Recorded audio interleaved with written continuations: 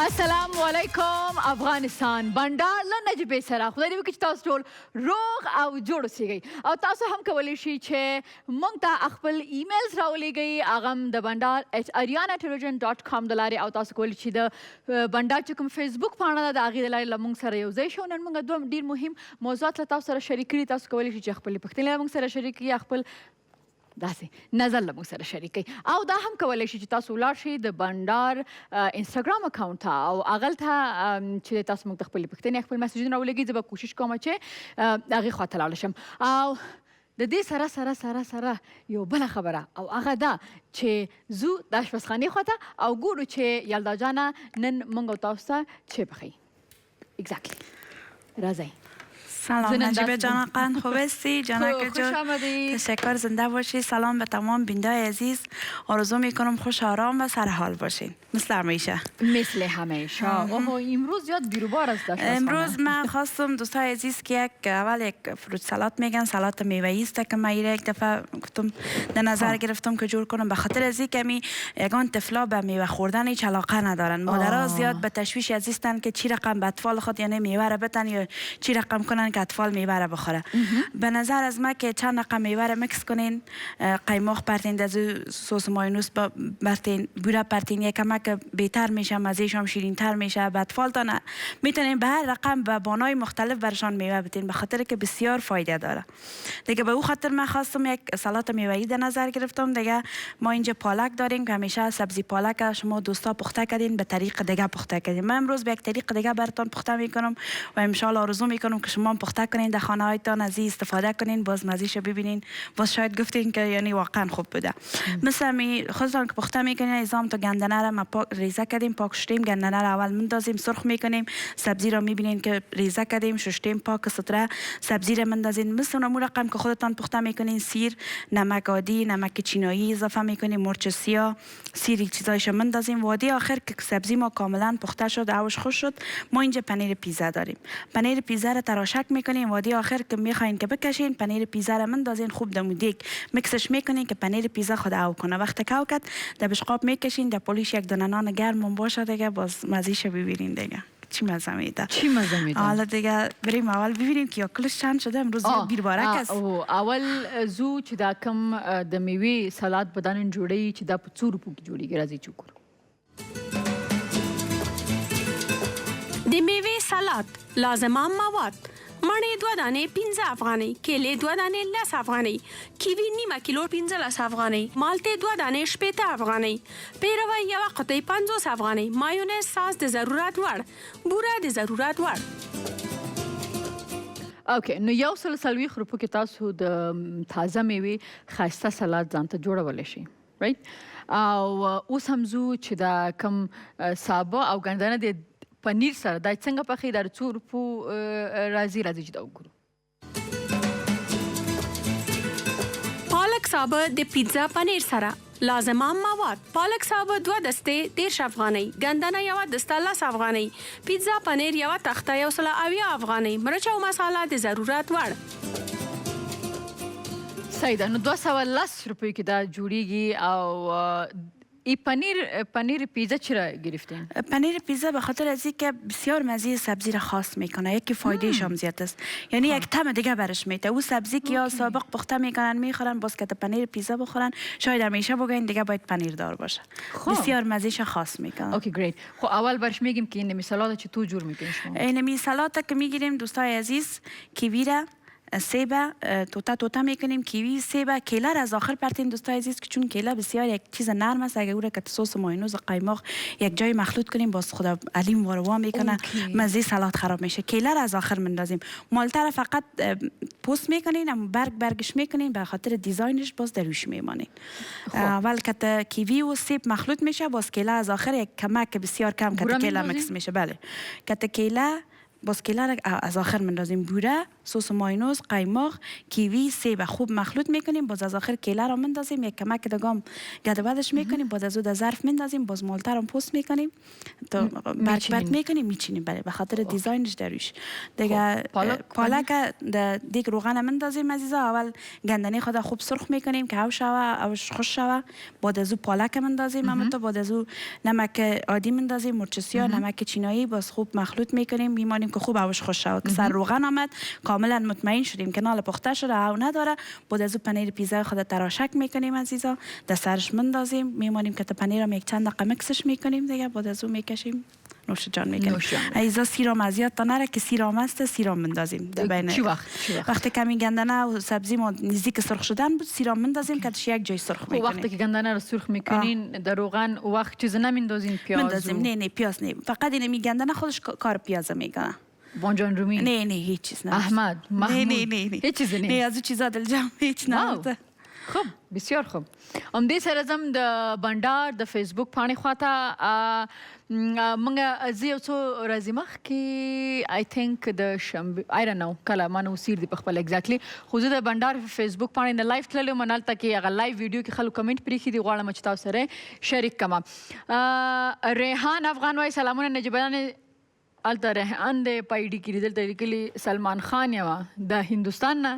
ښه سلمان خان یمه له کندوز نه. زما د 3 کلنه خور مې ده، ډیره ورته ګرانه او بی صفیه نومیږي او ستا پروګرام ډیر په مینه ګوري. یو سلام یې قبول که. او سویټ بی صفیه، وعلیکم السلام.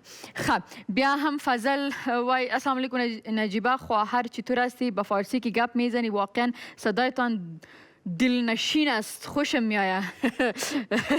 پرودیسر ما گفت دروغ میگه نجیبه غلط نشی. خب واقعا که شما را دوست دارم. از طرف ما یک سلام خاص به شما و به بیننده های عزیز کشورمان و همچنان یک سلام به یلدا جان.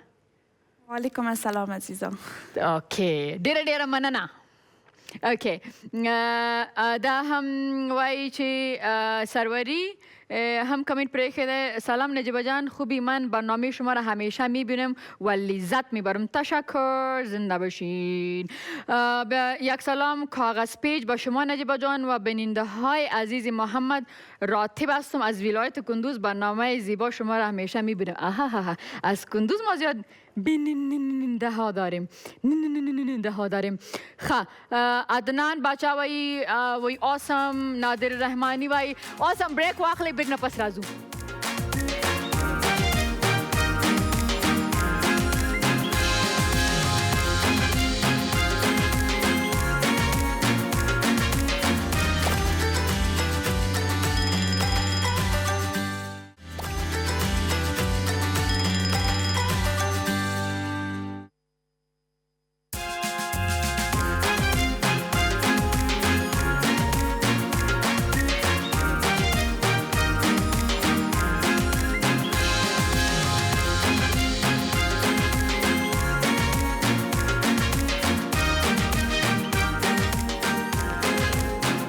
یواری بیا شراغلاس خبرونه بنډار له نجیبې سره.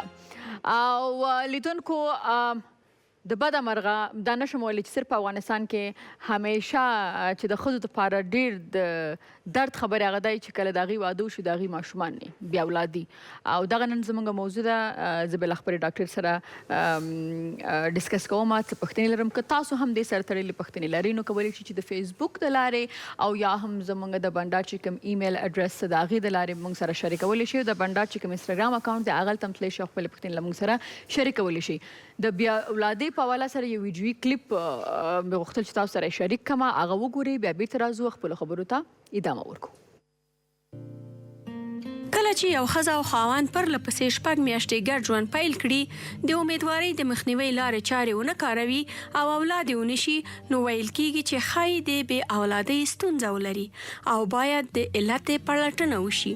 روغتیا پوهان وایي چې د بې اولادۍ له دریو څخه یوه برخه علتونه په نارینه کې، له دریو څخه یوه برخه علتونه په ښځینه او له دریو څخه یوه برخه په ښځینه او نارینه دواړو کې په ګډون شتون لري. سربیره پر دې څېړنې ښیي چې د میرمن او خاوند په هر سلو کې له 15 څخه تر 10 د بې اولادي ستونزې لري. نو دا زموږ نننۍ موضوع ده او زه خو به دا دعا کوم چې داسې څومره زموږ خویندې دي خدای دې دې درد سره هېڅوک نه مخامخ کوي ځکه چې دا ډېره سخت دی.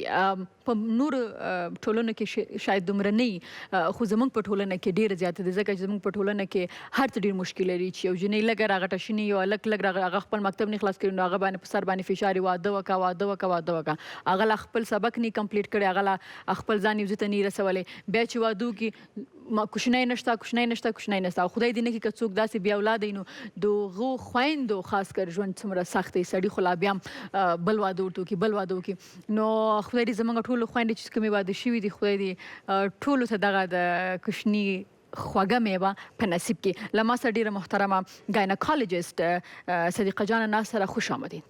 تشکر. با عرض سلام و وقت بخیر خدمت بیننده های عالی قدر تلویزیون آریانا. ما در خدمت هستم و سوالی که داشته باشین. تشکر ډیره زیاته مننه. صدیقه جان علتایش چی است؟ د دې علتونه څه دي چې یو مور چې دغه یو ښځه چې دغه مور نشي جوړېدی؟ بله. تحقیقاتی که در جهان صورت گرفته خب بی‌اولادی یا نداشتن اولاد یک پرابلم جهانی است. تحقیقاتی که صورت گرفته دانشمندان را پیدا کردن که مشکلات 30% اکثرا مربوط خانم‌ها میشه و 30% هم مربوط آقایان و 30% مربوط اردو جنس یعنی زوجین اردوشون در صورتی که مشکل داشته باشن و 10% باقی مانده غیر قابل تشخیص است یعنی امی که ما و شما مسلمان هستیم که بعضا در 10% بدون از اینکه کدام مشکل پیش خانم یا پیش شوهر باشه اینا نمیتونن که صاحب اولاد شون. اوکی. شما چقدر خوب گفتین نه که 10% سړی یا 10% ښځې او 10% هم کېدای شي چې کومه مریضي ولري کنه صحیح ده. نو ما دا ویلې چې بیا ولې همیشه زموږ په ټولنه کې چې اولاد نه کېږي نو ښځې باندې فشار راوړي که نه سر زنها فشار میارن که زن سرت میگیریم و تو خوشویی یک طرف شوهر از دیگه طرف و جامعه و خویش و قوم از دیگه طرف سرش فشار میاره. خب برای ما بگوین که این سن و سالم کدام مشکل داره که اگر دختر سنش زیاد شوه؟ بله. خانما وقتی که بعد از اینکه یک دختر جوان میشه و به سن بلوغ میرسه اما تعداد تخمه هایی که داره این شروع میشه به پخته شدن یعنی در هر ماه خانما وقتی که عادت میشن تخمه هایشان پخته میشه و در صورتی که یک خانم اولین طفل خود تا سن 35 سالگی ناورده باشه یعنی بعد از سن 35 یا در سن 35 ازدواج میکنه در پیش از این خانما چانس مادر شدن نسبتا کمتر است نسبت به خانمایی که بعد از سن 20 یا 25 ازدواج میکنن یعنی با بزرگ شدن سن در پیش خانم‌ها چانس مادر شدن پیش از اینا کم میشه و خب بی‌اولادی یک پرابلم بسیار عمده است در صورتی که یک خانم شوهر 1 سال متواتر با هم زندگی کنن و اینا نتونن صاحب اولاد شون یک پرابلم است یعنی قبل از 1 سال باید اینا به تشویش نشن نرمال زندگی خود داشته باشن در صورتی که 1 سال سپری میشه باز میتونن که اینا پیش دکتر سیبای متخصص نساء اولادی مراجعه کنن و قسمی که شما گفتین نیاز نیست که فشار همیشه بالای خانم‌ها باشه به خاطر از اینکه در 30% فاکتور عمده مربوط آقایان میشه و اینا میتونن وقتی که پیش دکتر نساء اولادی مراجعه کنن با تست‌های بسیار ساده مشکلاتشان تشخیص میشه و بسیار زود میتونن بسیاری از خانم‌ها هستن که با تداوی 1 ماه یا 2 ماه میتونن که این زوجین صاحب اولاد شون و قابل تشویش نمی باشه اما اگه در صورتی که مشکل پیش آقایان باشه در این صورت هم مشکلاتشان قابل تداوی است تداوی مختلف وجود داره پیش آقایان صورت میگیره و اینا میتونن که امو به آرزوی پدر شدنشان برسن. خب زمونږ تاسو ویلي چې باید سړي هم خپل معاینات وکړي اوس دا پوښتنه کومه چې هغه نجونه که هغه مثلا خپل زمونږ خو بدمرغه ټولنه کې دا هم یو مشکل دی چې زمونږ نجونې ډېرې وړکۍ واده کېږي د هغې لا پیغلتوب ته نه رسېدلې په ډېرو ځایونو کې نو که دی په ډېر وړکي عمر کې واده شي نو آیا دا هم یو وجه جوړېدی شي چې دا مور نشی جوړیدی؟ بله کاملا. اما قسمی که گفتیم بعد از سن 35 چانس کم میشه. پیش دخترایی که در سن خرد ازدواج میکنن پیش از اینا هم چانس مادر شدن بسیار کم است، به خاطر از اینکه اینا امو پختگی جنسی را که نیاز دارن امو به اون نرسیدن، بنان تخمه گذاریشان یا امو اووری یا تخمدانای از یا قدرت از این نداره که تخمه پخته شوه و اینا شوه که مادر شوند. به اون خاطر قبل از سن 18 سالگی باید برای خانمایی که اصلا عجله نکنن و اینا را زیر فشار نگیرن یا با تداوی‌هایی که اصلا ایجاب نمیکنه اینا را زیاد خسته نسازن، بگذارن. بسیاری از دختر خانم‌ها بعد از اینکه بعد از سن 18 تا 19 را تکمیل میکنن خود به خود امو پروسه تخمه گذاری از اینا شکل نرمال به خود میگیره و میتونن که بدون از اینکه کدام تداوی پیشون صورت بگیره اینا مادر شوند. ډېر ښه. د پښتنه مې دې لپاره وکړه ته نه چې لږ نورم لیدونکو ته واضحه شي، ځکه چې موږ خو په ډېر وړه عمر کې نجونې واده کوو نو بیا نو خواښې سوټی پسې راخیستی چې کوچنی نه پیدا کېږي کوچنی نه پیدا کېږي کوچنی نه پیدا کېږي، نو که د هغې عمر کم وي صحیح ده نو او یا خو زموږ عمر کم معنا دا نه ده چې هغه غریبه د 11 کالو د مور هغې باندې د کور کار کوي هغه ځای جارو کوي دیګه نو تاسو ته وایي چې دا خو ډېره غټه ښځه ده، نه داسې نه ده. نو لږ رحم زړونو کې پیدا کوي صحیح ده. او کله څنګه چې ډاکټر صاحبې وي چې هغه که په وړکي عمر کې تاسو انګور راوستي نو هغې غریبې ته لږ وخت ورکوي چې قدرتي د هغې وجود د هغې بدن دې ته جوړ شي چې هغه باید یوه مور جوړه شي. بل دې خبر ته راځم چې دا د په پیغلتوب کې دا د هر میاشت چې مریضېږي نجلۍ نو که په دې کې څو ته دا ډېر خلک وایي مشرقي وایي پرهیز وکړه یخ مه خوره تروش مه خوره، نو آیا دا هم څه فرق راولي بیا په آینده کې؟ نه خیر نه، به خاطر از اینکه عادت ماهوار برای خانم‌ها یک فیزیولوژی نرمال بدنشان است و هیچ اصلا به این خانم‌ها باید پرهیز داده نشن که مثلا بسیاری میگن که غذای ترش خورده نشه یا آب سرد. این فاکتورها اصلا تاثیر نداره در اینکه یک خانم بتونه که مادر شوه یا نشوه. نه خیر نه، نرمال. و گرفتن شاور یا شستشوی بدنشان در حالت عادت ماهوار به نفعشان است، به خاطر از اینکه هر قدر که اینا با آب گرم در جریان عادت ماهوارشان اگه شاور بگیرن درد کمتر تحمل میکنن و هم از نظر حفظ الصحه به نفعشان است و این فاکتورها اصلا در مادر شدن یک خانم تاثیر نداره. که در مدت وقت که مریض میشن میگه که دردش به خاطر زیاد داشته که پرهیز نکرده یک چیزا را خورده و فلانی کرده و پیستانکی کرده و خود درد یک نعمت خداوند است. داشتن درد پیش یک خانم جوان یا خانمی که در سن ریپرودکتیو یا سن عزیز که میتونه بارور شوه یا حامله شوه، خود درد نشان دهنده عزیز که خانم تخمدانایش فعال است و تخمدانایش کار میکنه. یعنی داشتن یک درد برای یک خانم قابل تشویش نیست که خانواده‌اش فکر کنه که چون درد داره بنابراین نمیتونه مادر شوه. درد یک حالت فیزیولوژی است و فیزیولوژیک و نرمال است، هیچ اصلا قابل تشویش باید نباشه. در تمام خانمایی که هست میشن موجودیت یک درد به قدم‌های مختلف پیش بعضی‌ها بیشتر احساس میشه، پیش بعضی خانم‌ها کمتر احساس میشه، اما خود داشتن درد یک گپ کاملا نرمال است. صحیح ده. مونږ سره ډاکټر صاحبانه سره دې سره خبرې ته ادامه ورکوو د دې د مینا وروسته.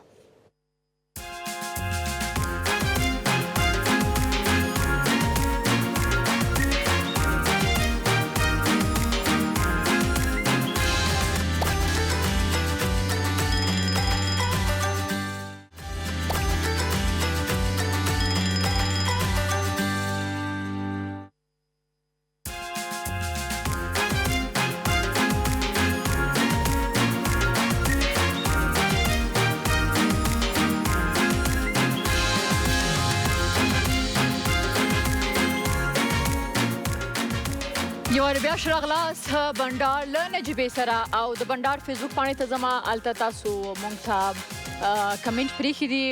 نوید احمد لیکلي ډېر ښایسته قربان دې شم ډېر ښه خپرونه ده الله مو تل ژوندي لره مننه خیر اوسې نوید جانه. بیا هم څوک دی ظاهر یوسفي وایي ژوندی اوسې نجیبه جانې چې داسې په زړه پورې خپرونه دې جوړه کړې ده د هر انسان پر طبیعت نجیبه جانې د هر درد دوای. دکتر صاحب چی گفته میگه؟ راستی است میگه هر درد دوای دواستم برای هر درد. شما موافق هستین که تشو؟ خوب گفته برتان. خب سایز همیشه دغه خوشحاله و کامیاب اوسئ. داسې زبردست خپرونه ده په آلمان تلویزیون کې هم نستم ځکه چې د آلمان کې خلکو ته فارسی او پښتو نه ورځي لکه زما غوندې فارسی نه ده زده. بیا هم ډېره مننه ظاهر یوسفي. خوشحاله اوسې کور ودان.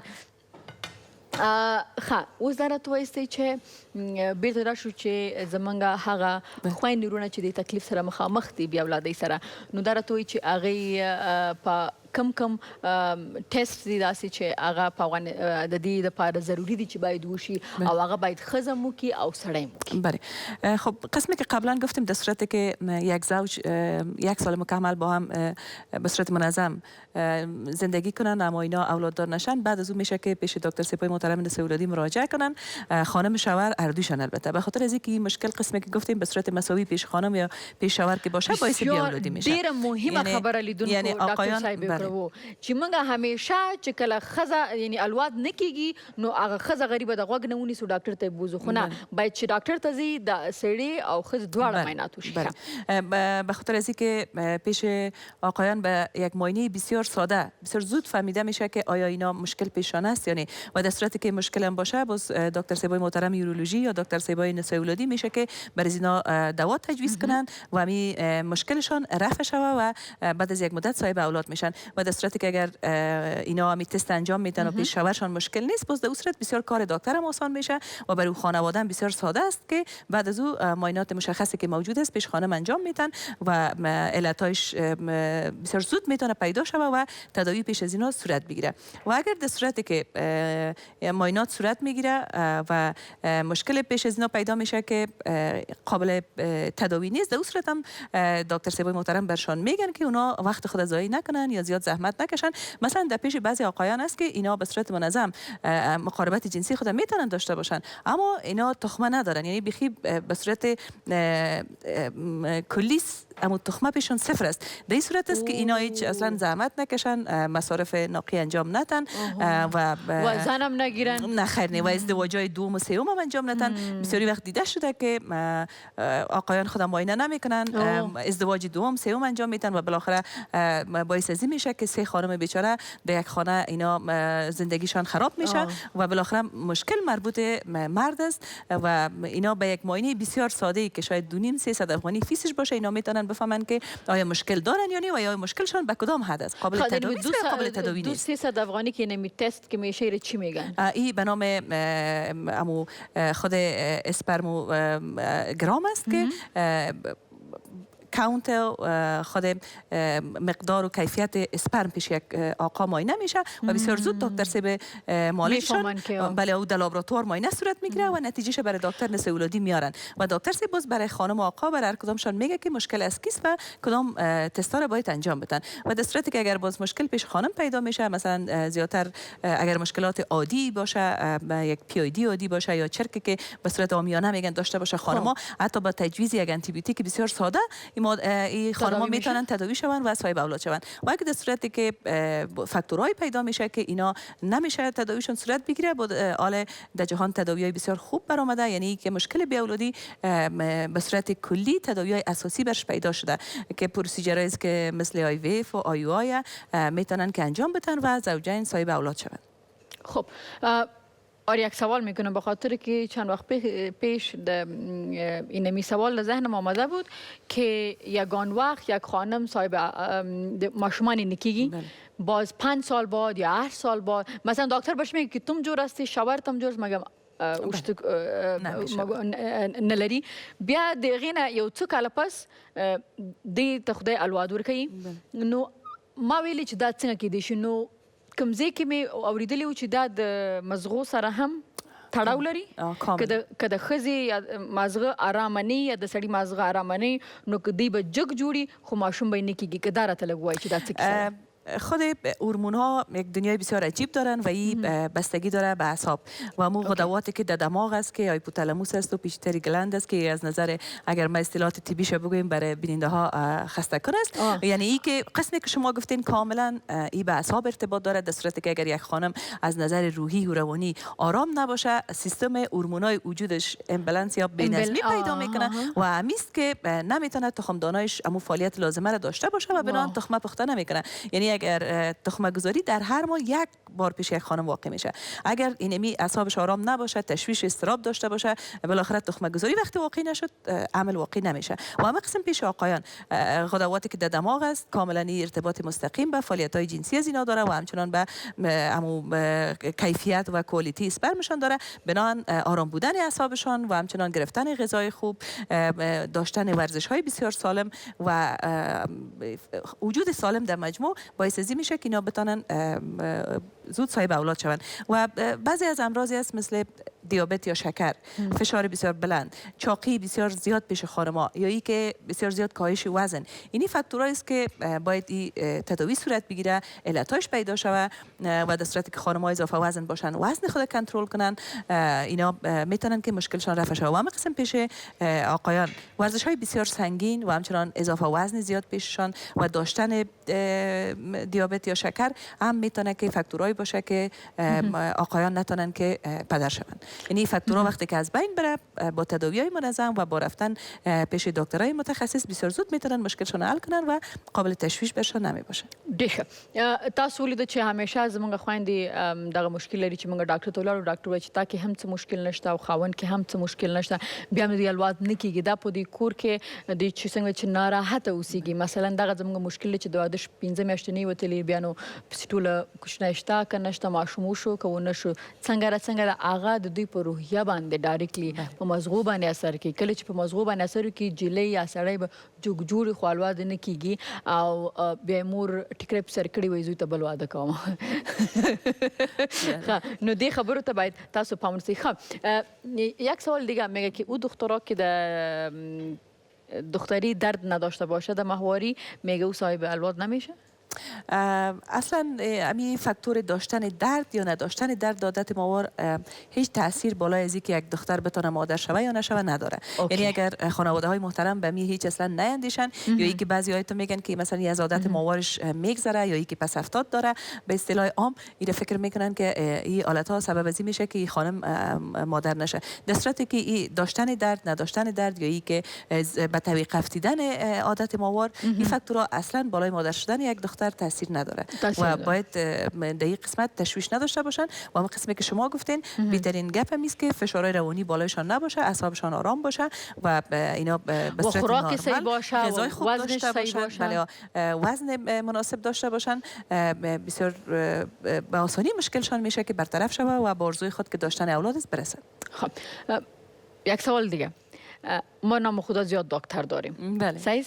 و خانم‌ها که هستن اونا که پیش یک دکتر میره و دوا میگیره 20 روز بعد یا یک ماه بعد باز دیگه کس میگه با فلانی دکتر بری. اینم یک کسی که دوا میگیره بینگ دکتر شما چی برایشان مشوره میتین که چقدر وقت به اون دوا ببینه که تاثیر کنه؟ بله نجیبه جان شما یک موضوع بسیار خوبی را یاد کردین.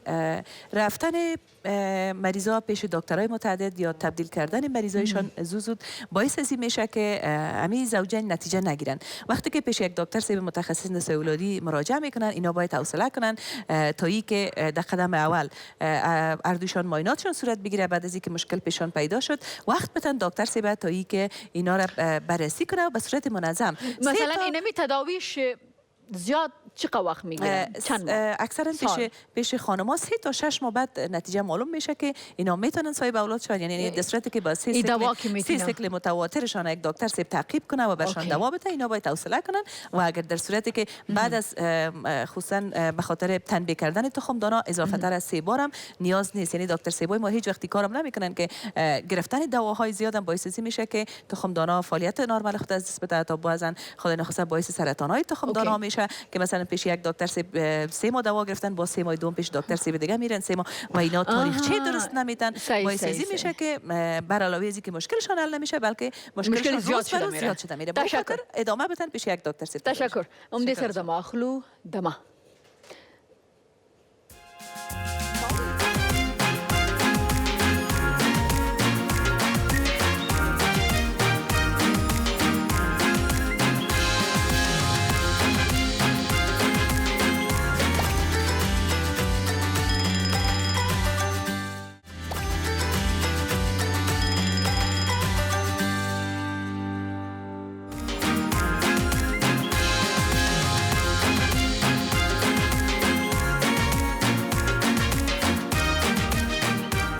راش راغلاست بنډار له نجیبې سره.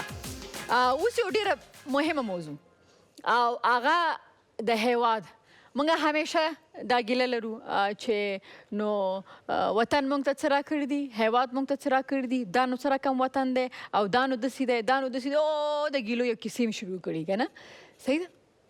نو دغه هیواد چې موږ یې تذکیره لرو، پاسپورټ یې لرو او نورې نړۍ ته تللی شو، یا زموږ یو پېژنګلو ده. دا داسې ده که نه چې ته د دنیا ته راشې او که ته وطن لرې نه ته دنیا ته راغلی او ته هېڅ نوم نه لرې، هېڅ پېژنګلو نه لرې. صحیح ده. نو آیډنټټي ده هیواد. او دا چې موږ د هیواد نه ډېرې تمې لرو خو دا هیواد هم په موږ څه حق لري. دا زما اوسنۍ موضوع ده. تاسو هم کولی چې خپل نظر د فیسبوک د لارې یا د ایمیل د لارې له موږ سره شریک کړي. خو دا وخت غواړم چې یو ویډیو کلیپ وګورو، دې باره کې بیا بېرته راسره کېږو. فعال ښاروند ښاروندي ورځنی ژوند د ټولنې د وګړو فردي کار او زیار او همدارنګه د دوی ټولنیز فعالیت ته ویل کیږي او په ټولیزه توګه د کړه وړه رانغاړي او فعال ښاروند هم له همدې نظره راټوکېدلی دی چې د همدې له امله د فردي او ټولنیزو فعالیتونو یو پراخه ټولګه بلل کیږي.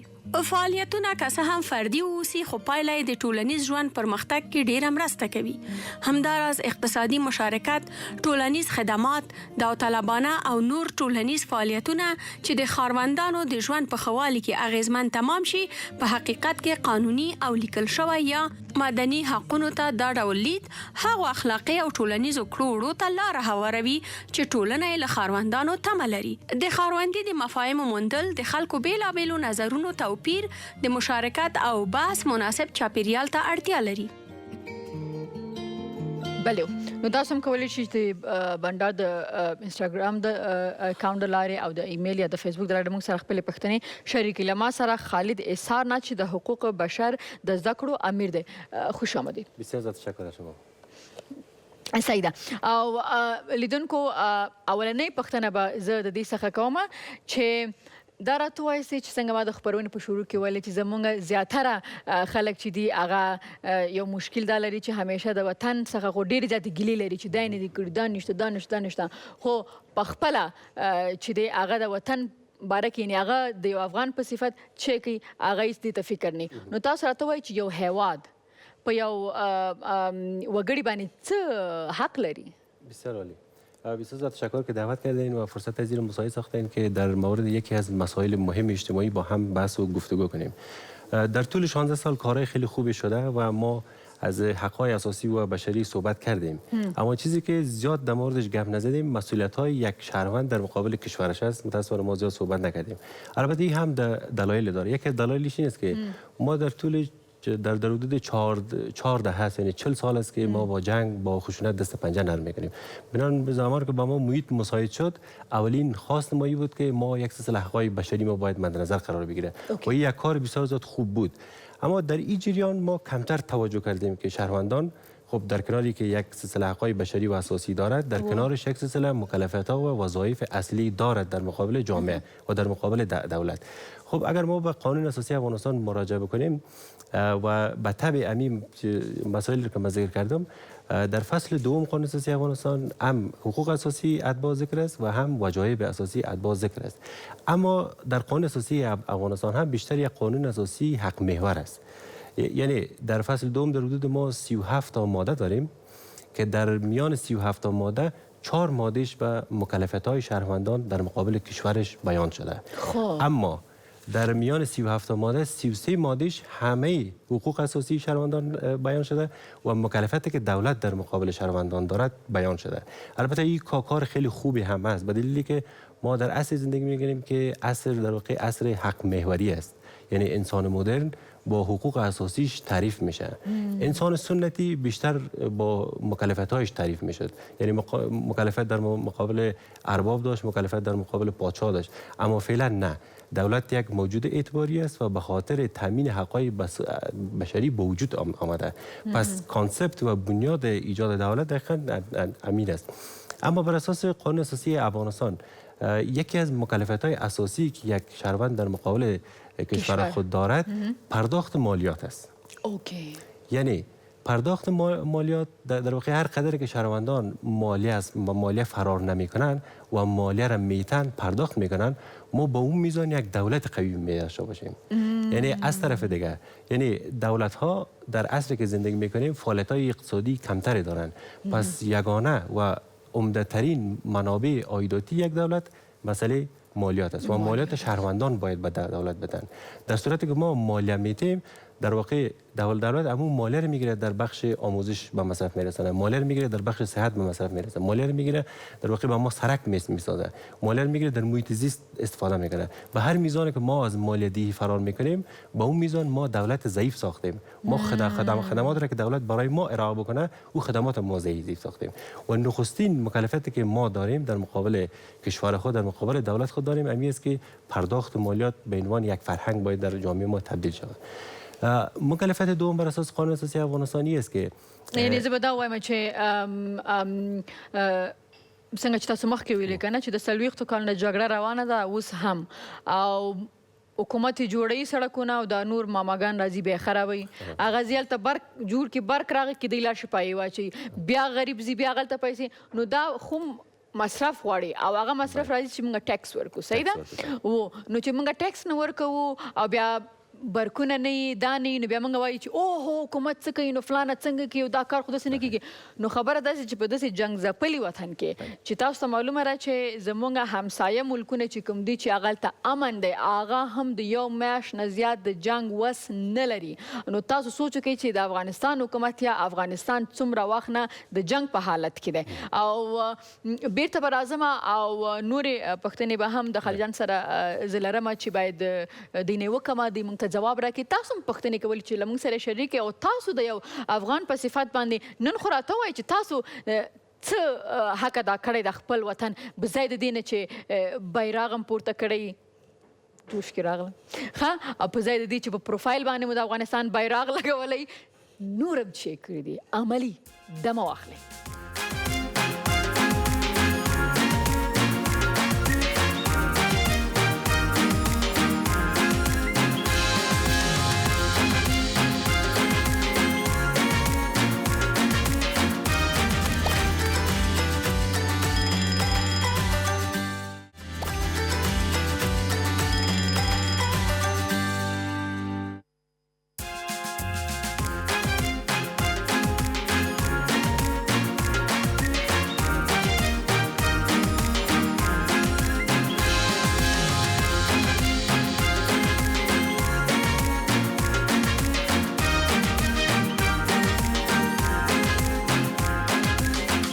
بیا راغلاست خپرونه بنډار له نجیبې سره.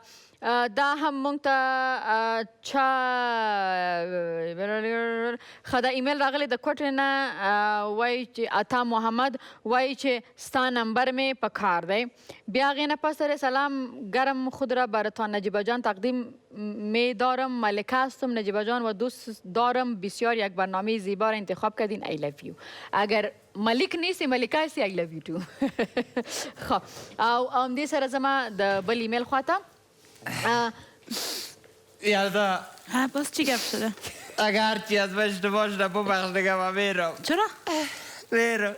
چرا کجا میری؟ شکر خود میگید کجا میری، شکر بکش که از این خلاص شویم. خب خلاص شدن خیره، ولی به گریان جگرم خون شده که گریان داره. چی گپ شده سر ازی؟ چند تا مرغ داره 10 تا برای مالیشه، چند تا در خانه نفرسته برای مالیشه بوتای چند خریدی 1500 بده مالیشه.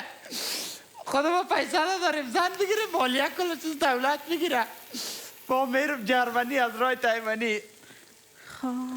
تا ته وګوره او جرمني ته دی وګوره. نو یو بله خبره، تاسو دلته چغې وهئ چې هغه وایي چې حکومت ټیکس غواړي، نو چې آلمان ته لاړ شي یا جرمني ته لاړ شي هلته چې بیا ټیکس ورکوي، لکه د ماشین 7 ورځې 7 شپې ته په هغلته کار کوي. صحیح ده؟ او څومره سخت کاري ته په هغه دلته کې خو تاسو دفترونو کې کار کوئ، موبایل هم په غوږ کې نیولي، چیټ هم کوئ، فیسبوک ته هم ناست یاستئ ټوله ورځ په دفتر کې. هلته خو اجازه نه لري چې د کار ته ځي 8 ساعته چې کار کوي، په هغه وخت کې ته نه ټلیفون ته لاس وروړی شي او نیم ساعت فکر کوم چې د خوراک د هر څه دپاره تا ته نیم ساعت درکوي. هغلته هر شی صحیح، دلته بلا وهلي هستئ که نه؟ دیگر در بغل ساحل برو روز سابقا زنا را کسای کنم چیز نمیگم. اون روز طرف یک دختر سایده که آمدم آکه گرفت تا 14 قصای کردی برای 10,000 روپا. تو در جیب 10 روپه نداری و 300 طرف بسای کدی مرا 5 روپه نه پاوه ما 3 ثانیه 30 ثانیه طرف سعی کردن نمیتونم 14 ثانیه خب 30 زیاد اگه مقبول میبودی خدا چند پیسه میگیری اگه مقبول میبودی یک جوانی خوبش میداشتی چند پیسه میگیری تو که مقبول هستی چند مالیه میتی دروگوی مالیه داره اشتکای مقبول دخترای مقبول درس میخوانه تو مالیه میتی؟ مالیه میتی؟ چه نمیتیم بیادر سلام علیکم سلام خوب هستی؟ جناب ملکی خوبی؟ من خواست خاطر تو از کشور نمیرم خیلی یک کار کو که نجیبه را مالی تمامیتم ماسات را به ما بتن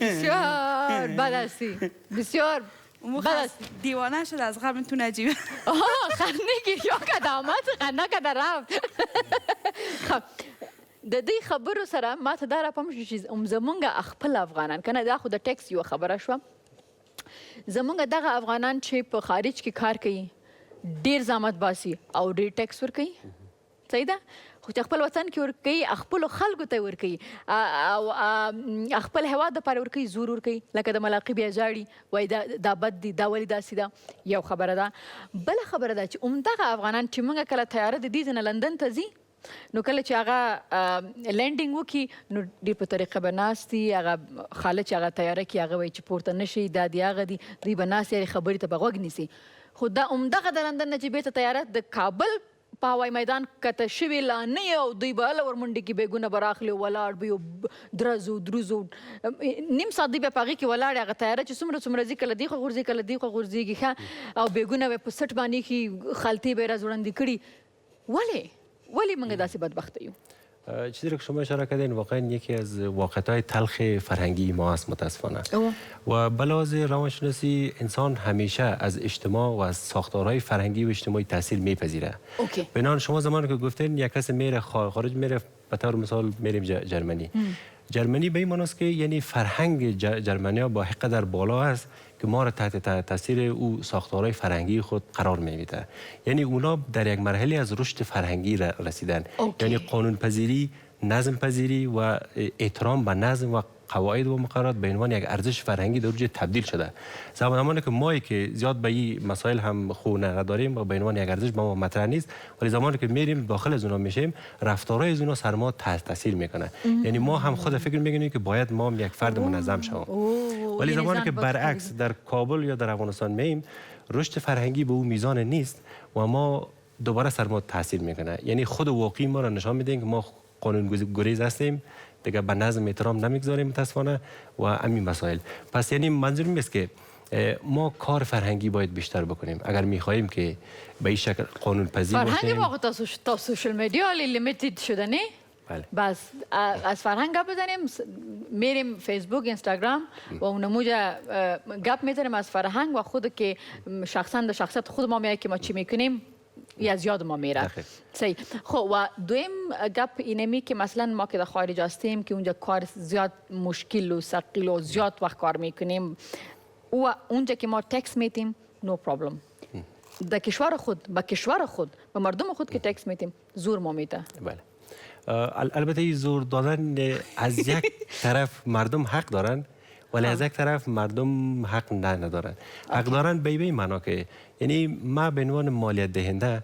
اگر مالیه بدم از یک طرف فکر میکنم که دولت پول ما را به عنوان مالیه میگیره اما فساد اداری در این کشور وجود داره یعنی چی یعنی که او در هند هم است او در پاکستان هم بدون شک است بدون شک است ما مقایسه نمی کنم که در یوروپ یا میشه اونجا هم باشه اگه تو بیخی پاک و صفا یک کشور هم نباشه مگر اونجا خب بازم میتن تکس دقیق یعنی یک واقعیت است که فساد در هر کشوری وجود داره اما آمارایی که وجود داره بر اساس تحقیقاتی که سازمان شفافیت بین الملل انجام داده در از میان 178 کشور افغانستان چهارمین کشور فاسد جهان است. های افتخار کنین چهارم شدین. بله یعنی این در واقع یک نوع بی‌اعتمادی را نسبت به دولت به وجود میاره و شهروندان کوشش میکنن که از مالیات فرار بکنن و مالیات نتن این یک دلیلش دلیل دیگه چی است که در کل حاکمیت قانون در افغانستان حاکم نیست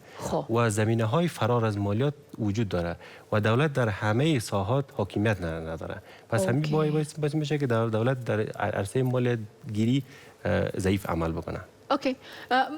خدای دیو که چه خبرونه ساز پام ورگزی خارجان ری رضا مننه.